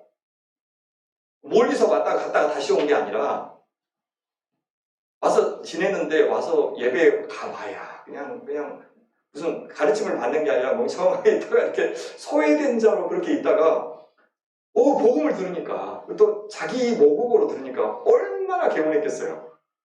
알아듣겠죠. 네. 유학할 때 얼마나 힘들었는데요. 얘들이 다 웃을 때 저만 안 웃을 때 그때 그 기분 아세요 여러분들? 근데 얘들이 강의는 사실 다 알아들어요. 어느 정도만 하면 강의는 다 알아듣는데 농담할 때 막 for example 하면 그때부터 못 알아들어요. 제발 좀 예를 들지 말지. 얘는 자기들끼리만 아는 말을 하거든요. 그럼 자기들 막 쉽게 이야기하니까 재밌는데 나는 문화를 모르니까 하나도 못 알아듣거든요. 어쨌든 그 사람들이 자기 나는 곳 말로 드디어 알아들을 수 있도록 이렇게 말하는 그것이었던 것 같아요. 그래서 그때 경건한 유대인들이 천하 각국으로부터 왔다. 이것이 이제 아브라함 언약이 이루어지는 것, 그 다음에 이사야의 예언이 이루어지는 것을 강조하는 겁니다. 이 소리가 나매 큰 무리 영화에 자기 방언으로 제자들이 말하는 것을 듣고 소동하여 다 놀라 신기하게 여겨. 참 갈릴리 사람 아니냐? 근데 우리가 낭보 방언으로 듣게 되면 어찌미냐? 하면서 쭉 이렇게 지명들이 언급되는 것을 볼 수가 있습니다. 11절 다시 한번요. 우리가 다 우리의 각 언어로 하나님의 큰 일을 말함을 듣는도다 라고 하면서 하나님의 큰 일이라고 이야기합니다. 이 표현이 앞으로 많이 나와요. 다 놀라 당황하며 서로 이르되 이 어찌된 일이냐 하며 또 어떤 이들은 조롱하여 이르되 새 술에 취하였다. 근데 9시니까 새 술에 취할 리가 없죠. 네. 그러면서 베드로가 이제 뭐라고 그러냐면 제3신이 9시니 오전 9시인데 어떻게 취할 수가 있겠냐 하면서 이 요엘 선지자의 예언이 이루어지는 것이다 라고 이야기합니다. 그래서 하나님이 이제는 구약에는 카리스마적인 지도자들에게 선별적으로 임해서 그들을 통해서 당신 나라의 역사를 이루셨죠. 사사 같은 경우는 다 주의 영이 임해서 역사하는 것을 볼 수가 있죠. 근데 이제는 그 성령의 민주화, 그게 성령의 보편화, 민주화, 모든 사람에게, 모든 세대에게, 각 민족에게 다 주의 영이 부어져요. 그래서 21절 누구든지 주의 이름을 부르는 자는 다 구원을 얻는 시대를 가져왔다라고 이야기해요. 그러면서 진짜 이 사도가 강조하고 있는 것은 뭐냐면 그 다음부터예요. 사실 나사렛 예수를 강조하는 거예요. 이 성령이 임하는 사건이 너희들이 이전에 경험했던 그 예수님의 십자가 사건 그리고 좀 풍문으로 듣고 있었던 예수님의 부활 사건과 무슨 관련이 있는지 그것을 관련시키는 것이 이 제자들의 목적이었어요. 그래서 22절 중요한데 삼위일체 하나님의 역사가 다 나오죠.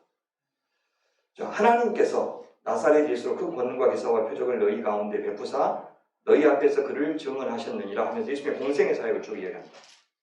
근데 뭐라 그러냐? 그가 내어준 바 되었다. 너희들이 죽은 것 같지만 사실 하나님의 계획 안에 있었다라고 해서 하나님의 주권을 강조하죠. 그러면서 너희가 법 없는 자들의 손을 빌려 못 박아 죽였다. 여기 안에 있는 사람들은 디아스포라 유대인들이기 때문에 그들이 사실은 이전 50일 전에 6월절에 실제 예수님을 죽이는 일에 얼마나 개입했는지는 알 수가 없죠. 근데 유대인들에게 공동적인 그런 공범으로 이야기하고 있죠. 하나님께서 그를 살리셨다. 그러면서 예수님의 그 부활 사건이 사실은 구약에서 이미 약속된 바가 이루어진 것이다라고 이야기해요. 시편 16편을 인용하죠. 내가 항상 내 앞에 계신 주를 배웠으며 나로 요동하지 않게 하기 위해 그가 내 우편에 계시도다. 시편 16편과 시편 110편 하나님께서 보호자 우편에 앉게 하셨다라고 하는 구절 이것들을 계속 강조해서 인용하고 있습니다. 여러 번 나와요. 특히 사도행전에서는 시편 110편이 주로 나옵니다. 그런데 여기서 내 주라고 했을 때 그 주가 누구냐는 거죠. 이 주가 앞에 주는 여호와 하나님이고 뒤에 주는 다윗일 리가 없는데 왜 그래요? 내 조상 다윗에 대하여 단대히 말할 수 있니? 그는 이미 죽어서 그의 묘가 우리 가운데 있다. 그러니까 그가 살아서 하나님 우편에서 왕으로 타실 리가 없다. 그렇게 이야기하는 거예요. 30절 그는 선지자라. 사실 뭐 하는 거냐? 시편 110편에서 그가 말한 것은 무슨 뜻이었냐? 하나님이 이미 맹세하사 그 자손 중에서 한 사람을 그 위에 앉게 하리라 하심을 알고 선지자이기 때문에 다윗이 이미 알고 미리 보고 그리스도의 부활을 말한 것이다. 그렇게 이해하는 거예요. 32절 이 예수를 하나님이 살리신 것이다. 그 약속대로 살리신 일이다. 라고 이야기해요. 우리가 다라는 말이 나오죠. 다 이 일의 증인이다. 하나님이 오른손으로 예수를 높이시면 그가 예수가 약속하신 성령을 아버지께 받아서 삼위일체 하나님이 다 나오죠. 아버지도 나오고 그 성령도 나오고 예수도 나오고. 그러니까 사도행전은 삼위 하나님의 새 창조의 역사예요. 선교라고 하는 것은 삼위 하나님의 합작품이에요. 그래서 모든 선교는 미시오 데이예요. 하나님의 선교예요. 그래서 하나님의 선교가 먼저 되고 그 하나님의 선교의 수종자들로서 교회도 있고 사도들도 있고 우리 선교사님들도 있는 겁니다. 그래서 그 미시오 데이에 대한 강조가 그 로잔 언약의 아주 큰 정신이죠. 로잔 언약에서 강조한 것이 미시오 데이입니다. 그런데 이제 이것이 여기 뭐 이렇게 어떤 생각하고 계신 분들 이제 WCC 같은 경우는 그 미티오 데이를 너무 지나치게 강조해서 선교사가 가지 않아도 하나님께서 선교하신다 라고까지 간 거예요. 그래서 우리가 복음 전도할 필요성에 대해서 이제 아예 그걸 부정해버리고 거기까지 가버리고 어떻게 하냐면 우리가 막 사회사업하고 복지사업하고 이렇게 하는 거 있죠. 이것이 이미 하나님이 하고 계신 그 선교에 참여하는 것이다 라고 이야기했어요. 거기에 더 심각한 사실 이제 원래 그 로잔 대회에 참여했다가 미안해요. 그 WCC에 참여했다가 심각한 회의를 느끼고 빠져나온 사람이 누구냐면 웨슬리 뉴비긴이에요. 그래서 웨슬리 뉴비긴과 그 다음에 이 WCC의 이제 반대에서 복음 전도를 강조한 사람이 이제 빌리 그리암이죠. 빌리 그리암과 존 스토트 이 세 사람이 사실 의기투합해서 74년 로잔 대회를 시작한 거예요. 그런데 압도적으로 많은 돈을 누가 냈냐면 빌리 그리암이 된 거예요. 그래서 그 회의 분위기는 WCC에 반대해서 우리는 복음 전도를 강조하자라는 쪽으로 간 겁니다. 그래서 이제 존 스토트가 굉장히 그 당시만 해도 선구적이죠. 하나님 나라라는 개념은 거의 없었어요. 왜냐하면 1900 신약에서 하나님 나라 개념이 본격적으로 나타난 것이 1969년이에요. 그 이전까지는 하나님 나라 개념은 거의 자유주의 신학자들의 전유물이었어요. 그러니까 신약의 핵심 메시지가 하나님 나라라는 개념은 아예 책이 없어요. 근데 그래서 74년이면 얼마 안 되죠. 그래서 존 스토트마저도 하나님 나라 개념은 없었어요. 근데 복음 전도하고 이 소위 그 사회 참여 있죠. 사회에 부조리한 것, 불의한 것, 특히 해방신학의 모태가 된 그 남미의 이 상황에 대해서 침묵한 채 영혼 구원만 주장하는 것은 올바른 복음이 아니다. 라고 이야기해서 둘 사이의 균형을 주장했어요. 근데 15개 항 중에서 딱 한 개 항만 건졌어요. 존 스토트가 자기가 철수하겠다고 하자 한 개 항만 양보해서 소위 현실 참여 있죠. 현실 참여에 대해서 긍정하는 게 딱 하나 들어간 거예요. 근데 그 다음이 이제 마닐라 회의죠. 마닐라 회의에서는 그 하나마저도 퇴색됐어요. 그리고 그 다음에 이제 케이프타운 선언인데 케이프타운 선언에서는 이제는 완전히 다원주의가 휩쓸려가지고 하나의 의제가 결정된 게 아니라 너무너무 많은 의제들을 다루느라고 진짜 중요한 로잔의 이 소위 목표가 뭔지를 잃어버렸어요. 그리고 나서 지금 4차가 송도예요. 우리나라가 이렇게 어려운데 왜 로잔 대회를 하느냐? 내부 사정은 아주 간단해요. 할 나라가 없어요. 이렇게 큰 대회를 치를 돈이 없어요. 미국은 이제 완전히 지금 미국 교회는 완전히 맛이 갔습니다. 그리고 큰 컨퍼런스를 댈 만한 물주가 없어요. 근데 의장이 누굽니까? 마이클 오잖아요. 한국 사람이죠. 물론 교포지만. 그래서 한국 교회에 부탁을 하니까 오정현 목사님이 50억 내고 우리 교회에서 다 하겠다. 우리가 다 주관하기로 그렇게 하자. 이건 비하인드 스토리고 제가 직접 들은 거니까. 그러니까 마이클 오가 이건 정신에 안 맞다고 생각해서 이지연 목사님한테 이제 상의한 거예요. 이 목사님이 그렇게 하면 안 된다고. 한 교회가 그렇게 주장하면 안 되고 그래서 우리가 한국교회 전체적으로 한번 해보겠다고 하고 이지연 목사님이 받고 유기성 목사님한테 부탁을 한 거예요. 그래서 준비위원장으로 세우고 본인이 대회장하고 그래서 감투를 다 없앴어요. 아주 단촐하게 집행위원 꾸리고 나머지는 다 실행위원으로 이렇게 꾸려서 자기가 기업들의 돈 유치하고 교회 후원 모아가지고 지금 하고 있는 거예요. 그리고 뭐 사도행전 공동설교 이런 프로젝트도 하나도 돈 지원 못 받고 지금 로잔에서 다 각 교회들 쓰면 각출해서 하고 있는 거예요. 지금 우리가 하는 것들은 다 자원봉사 지금 하고 있는 거고 그래서 뭐 글 쓰고 편집하고 이거 하는 것들 다 자원봉사예요.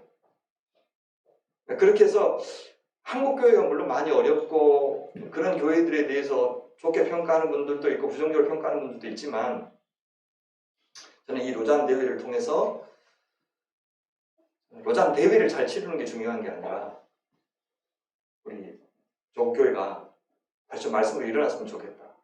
뭐부터 시작해야 될지 모르는 이 상황에서 하나님 말씀 붙들고 다시 말씀에 귀를 기울이는 것부터 시작해야지. 다른 거 뭐 필요하더라도 그거부터 하고 하나님의 은혜를 구하는 마음을 했으면 좋겠다고 하는 마음으로 이제 박 목사님이랑 의기투합해가지고 우리 한번 공동설교 운동 한번 해보자. 그렇게 하고 있는 거예요. 그래서 여기까지 온 거죠. 지금 제가 맞습니다. 예, 그렇습니다.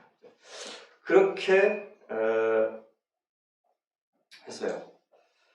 그래서 이제 34절 보시면 이 삼위일체 하나님 미스요데이 이야기하다가 제가 그렇게 했죠. 33절이 굉장히 중요해요. 삼위일체 하나님의 성교가 다 나와 있는. 다윗은 하늘에 올라가지 못하였으나 친히 말하기를 뭐라고 그랬냐면 시편 110편 인용하죠. 내가 내 원수로 내 발등상이 되게 하기까지 너는 이라고 했을 때 하나님이 너는 이라고 했을 때 너는 다윗이 아니고 너는 내 하나님의 우편에 앉아있으라 할 때 그 사람이 누구다? 바로 예수입니다. 그 말이에요. 그런즉 이스라엘은 확실히 알아라. 뭐야? 너희가 십자가에 못 박은 이 예수를 하나님이 주와 그리스도가 되게 하셨다. 주, 즉 그리스도예요. 주하고 그리스도는 따로가 아니라 주 설명하는 것을 그리스도로 설명하는 거죠. 퀴리오스, 그게 누구냐? 바로 메시아다 그 말이에요. 메시아, 기름 부을 받은 자, 마시아흐죠. 크리스토스가 바로 그 마시아흐, 기름 부을 받은 자의 헬라어 번역이죠.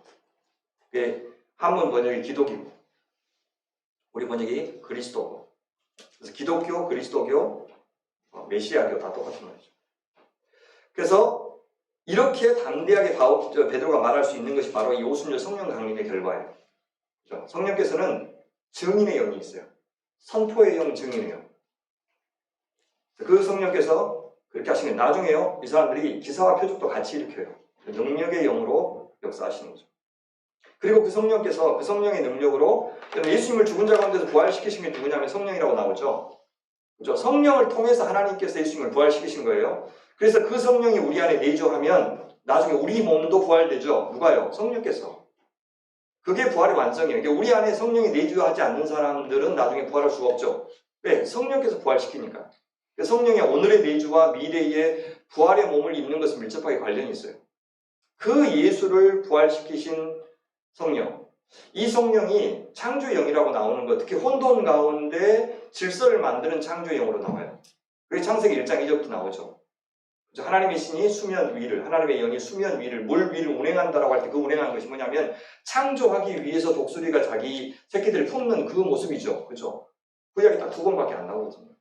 그러니까 뭐냐면 혼돈 위를 운행한다는 것은 다스린다는 말도 있고 새 창조를 지금 혼돈을 품고 하는 거예요. 근데 이 혼돈 세상에서 성령께서 자기 백성들을 계속해서 인도해 나가시는 거죠. 그 그림이 어디에도 한 번 더 나오냐면 노아의 홍수에도 한 번 나와요. 그죠? 물 위에 방주가 쭉 이렇게 떠 있는 모습 있죠. 그다음에 광야에서 그 이동 성전이 뭘로 나오죠? 성막으로 나오잖아요. 그렇죠? 이 불기둥과 구름 기둥 인도하시는 것이 다 성령을 가리키죠. 네. 이동 성전이 쭉 나와요. 혼돈의 이 광야 위에 계속해서 이동하는 그 성막, 물 위를 계속해서 물이라고 하는 이 혼돈의 색 위를 이동하는 방주, 그렇죠? 교회 공동체가 이 혼돈 세상에서 방주로, 성막으로, 성전으로 성령을 통해서 이동하는 하나님의 질서를 따라서 나아가는. 저도 한 25년째 지금 목회를 하고 있지만 그게 어디로 가야 될지 모르겠어요. 목회 안다는 이야기를 감히 못하죠. 한 치 앞도 내다볼 수가 없고 사람의 마음을 알 수가 없고 진짜 성령께서 이끌어 가시는 것 같아요. 내가 바라는 대로가 아니라 본인께서 원하시는 대로 이끌어가고 저는 그냥 믿음으로 따라가는 것 같아요. 어려움 주시면 어려움 맞아드리고 또 성취를 주시면 가끔 그럼 어쩌다 한 번씩 성취를 주셔가지고 포기할 만하면 그죠? 한 번 약 주시고 포기할 만하면 눈가시탕 하나 주시고 그렇게 하면서 또 견디게 하고 희망 고문 그래서 견디고 또 나아가고 성령이 하나님의 선교를 자신이 직접 해나가시는 모습들을 보여주는 거죠. 그래서 이제 선포형이 있다. 그 다음에 회개의 영을 주셔요. 사람들이 우리 어찌할꼬? 라고 이야기하죠. 그러니까 베드로가 회개하여 예수 그리스도의 이름으로 세례를 받고 죄 사함을 받아. 이것이요. 하나의 패키지로 뭐가 먼저고 뭐가 나중 것이 없습니다. 이게 동시적인 사건이에요. 성령 받고 회개하고 막 이렇게 죄 용서 받고 하는 것들 패키지라서 순서로 막 이야기해서 공식으로 만들고 이거 하는 것은 아무 의미가 없습니다. 왜 그러냐면 나중에 보면 다양한 회개 사례들이 나와요. 근데 이 패턴을 따르지 않기 때문에 그래요. 어떤 것들은 생략되고 어떤 것들은 또 다른 것들이 첨가되고 그렇거든요. 그래서 회개할 때는 사람이 이런 것들이 나타난다. 이걸 하면 나중에 이제 그 세컨드 블레싱까지 나오는 거예요. 회개하면 뭐 방언을 해야 되고 거기까지 나오는 것은 이런 언급들을 교리화시키기 때문에 그래요. 그렇지 않습니다. 한 패키지로 이루어진다. 성령의 선물, 여기까지가 하나의 역할이에요. 성령의 선물이 굉장히 다양한 방식으로 나타나는데 그 다양한 방식의 첫 번째가 어떤 거냐면 예배로 나타나고, 다른 하나는 뭐냐면 경제적인 변화 있죠. 공동체 변화로 나타나요. 그러니까 공동체 안의 변화하고 공동체 밖을 향한 변화가 뚜렷하게 이렇게 같이 나타나는 것을 볼 수 있습니다. 그러니까 성령의 선물을 단순히 방언이다 라고 이렇게 단순화시키면 안 되고, 보시면 이 약속은, 성령의 약속은 너희와 너희 자녀와 모든 먼 데 사람, 곧 주 우리 하나님이 얼마든지 부르시는, 얼마든지라고 하는 말 안에 하나님의 자유로운 주권이 강조됩니다. 여러 말로 확정하여 보내 뭐라고 그러냐면 이제 하나님 나라가 어떤 것인지 보여주는 거예요. 그러니까 건지는 것만이 구원이 아니고 회복이 구원이라고 그랬죠. 그죠? 구출과 회복이 같이 구원이라고 했으니까 건지고 나서 패역한 세대에서 구원을 받으라 라고 이야기하죠. 그래서 어떤 사람이 되어야 되냐고 이야기하냐면 42절 보세요. 그들이 사도의 가르침을 받아 서로 교제하고 떡을 떼며 오로지 기도하기를 힘쓰다, 이렇게 되어 있죠. 힘쓰다, 미완료 시제, 계속해서 힘쓰다. 그러니까 이런 공동체 안으로까지 들어오는 것, 회복까지를 구원, 그렇게 해요. 그래서 나는 하나님 잘못했습니다 라고 말하면 구원이 끝나는 것이 아니고, 그렇게 구원한 이유가 뭐냐면 프리 프롬하고 프리 투가 항상 같이 가는 거예요. 보통 왜 그렇게 했냐면 프리 프롬이 원죄로부터 벗어나는 것이고 프리 투는 이제 자범죄를 날마다 회개하는 것이다. 그렇게 나이가하게 이야기했던 것이 과거의 구원이에요. 그래서 칭의, 성화, 영화를 시간 순서로 표현한 거죠. 이제는 하나님 나라 개념으로 패러다임이 바뀌면은 그렇지 않습니다. 프리 프롬하고 프리 투는 동시적인 사건이에요. 그러니까 한 사건을 의의 관점에서 보면 불의한 사람이 의로운 사람이 되는 것이고, 그죠? 다른 관점에서 보면 거룩하지 않은 사람이 거룩한 사람이 되는 것이죠. 그러니까 하나님 백성 아닌 자가 하나님의 백성이 되는 이 한 사건을 두 측면에서 바라보는 거예요. one event, two aspect, 그렇게 얘기하는 거예요. 그러니까 건짐은 받았는데 하나님의 백성은 안 되는 사람이 있다, 그렇게 말하면 안 된다는 뜻이에요. 그래서 건짐을 받았으니까 구원받은 티켓을 받았다, 더 많이 사는 사람은 이제 상급받는다. 근데 엉터리입니다. 그런 복음들이 사람들 많이 윤리적인 타락을 가져온 거예요. 그렇지 않아요. 한 사건, 어쩜 하나님의 백성 아니던 자가, 골로새서 말씀대로 하면 사방의 세력 권세 아래 있던 자가 그의 사랑의 아들의 나라로 옮기셨다 그랬죠. 그것이 곧 구속 죄사함을 받았다, 그렇게 표현하잖아요. 죄사함을 받았다라고 하는 말은 죄가 씻음 받았다, 끝났다, 이제 잘 사는 것만 남았지, 성화된 만큼 상금 늘어나겠지, 그런 개념이 아니고, 여기서 주인이 바뀐 그 사건, 로드십 체인지가 된 사건은 뭐라 그래요? 그게 죄사함이다, 그렇게 얘기하는 거예요. 그러니까 예수의 통치 앞에 복종하는 사람이 예수의 보호를 받을 수가 있죠. 근데 예수에 관심이 없고 구원받았습니다, 예수 믿습니다라고 고백하는 사람이 구원받는 게 아니에요. 그게 칭의가 아니고. 그래서 패역하는 세대에서 건짐을 받은 사람이 곧바로 어떤 모습이 보여요? 수준 차이는 물론 있겠죠. 그러나 사도의 가르침을 받아서 교제하고 떡을 떼고 기도하고, 그 밑에 보세요. 44절, 믿는 사람이 다 함께 있어 모든 물건을 서로 통용하고 재산과 소유를 팔아 각 사람이 필요를 따라서 나눠주고, 또 앞에서 얘기했던 마음을 같이하여 성전에 모이기를 힘쓰고 집에서 떡을 떼며 기쁨과 순전한 마음으로 음식을 먹고 하나님을 찬미하는 온 백성에게, 다른 주변 사람들에게 칭송을 받고 주께서 구원받는 사람을 날마다 더하십니다. 자, 이렇게 새로운 소위 커뮤니티로 들어가는 것까지를 선교라고 이야기합니다. 그래서요, 우리 이제 선교사님, 올해부터 이제 그 GBT 이사, 우리나라 이제 선교 GBT만 하더라도 30대가 이제 거의 없습니다. 근데 은퇴를 앞둔 분들은 너무 많아요. 초임 선교사가 40대가 되는 것입니다. 보통 한 해에 2,000명 보내던 거 지금 200명. 전체 모든 선교사 다 포함해서, 선교단 다 포함해서 200명. 근데 초임 선교사 비율이 많고 40대가. 20대는 아예 찾아보기 어렵고. 지금 현재 실정이에요. 지금 GMF 대표를 통해서 제가 들은 말입니다. 이 선교사를 파송할 때 교회를 뭔지 모르고 파송해요.